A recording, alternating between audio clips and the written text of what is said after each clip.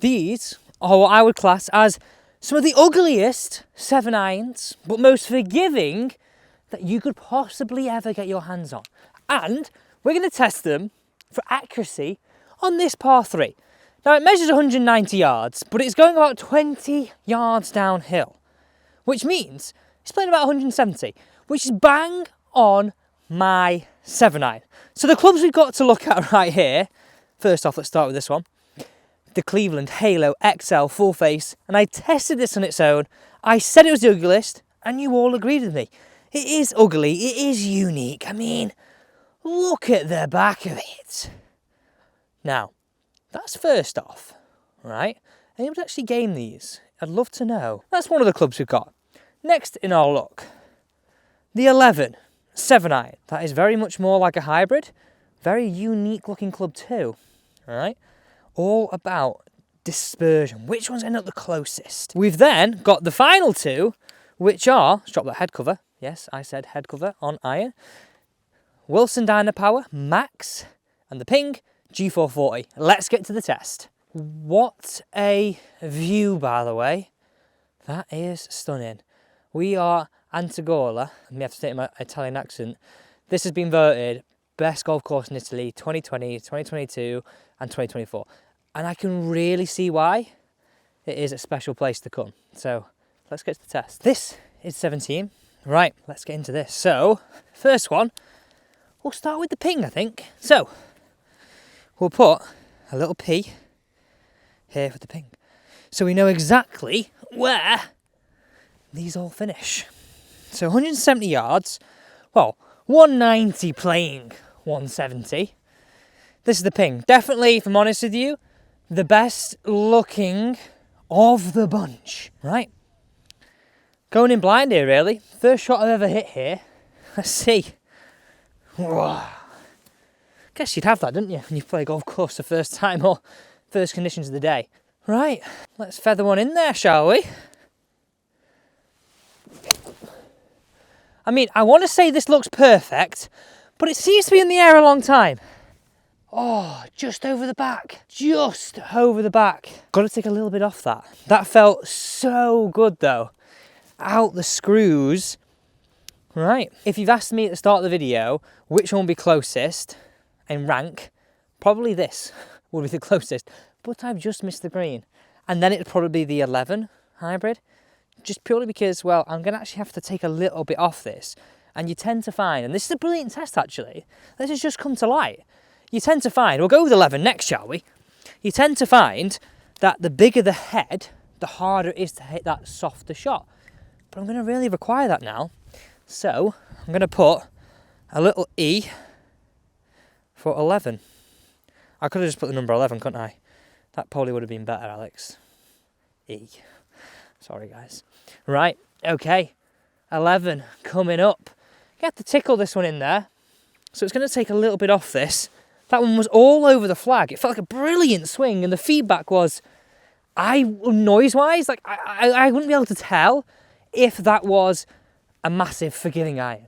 Because sometimes it can be a little bit off-putting. And especially, right, correct me if I'm wrong, Ping, they tend to have a reputation of being a little bit in terms of sound. Okay, here we go. Let's tickle one in there. Oh, this looks ridiculous down behind the ball. Oh, I'm liking it. I am liking it. Get a piece. We are dancing. Ball one, right edge of the green, the 11. That definitely helped. The fact that I knew after that first shot, a little bit of feedback on that. Look at that. Right out the screws, a little tinker. Let me just show you this down behind the ball, what it would look like. That. It just looks like it's going to explode. It just looks like it's going to go. I didn't expect me to be able to play that little tinker shot. Now, one thing I would say, because I didn't hit that very hard, we'll get our next club up here. We'll go Wilson before we go ugly. So this is what I would say would have been second closest after the Ping. 11 I thought would have been like the worst. Now the one thing I would say with that 11, we'll just put a little W here for Wilson. The 11, I would say this, it did fly a little bit flatter than I anticipate, and it is slightly skewed with the fact that I'm so elevated above. By the way, who can guess what I'm going to put on the Cleveland when we hit that? ugly. Okay, right, here we go. This is a true test. I honestly think this is probably one of the best tests we've done on this channel because this is real, isn't it? These are the shots we're going to hit, shots we're going to have to demand from a set of irons on the course. Okay, a little feather in there now with the Wilson. Oh, I like it. I like it. Be good, guys. Be good, guys. It sounded like green. Tell me, please. My eyes aren't good enough. It's got to be green. Yeah, front edge. Towards the front, I'm pretty sure. Can you see it, Anne? Yeah. Front edge, we are right. That felt really good. Now actually, again, I'll repeat this, it didn't go that high. Taking that off, and you would anticipate that. And I did feel like I had a bit more control. And in terms of control compared to the 11, definitely more control with this. I just felt like I was guarding against it going bang, and going off. Right, final one on this test.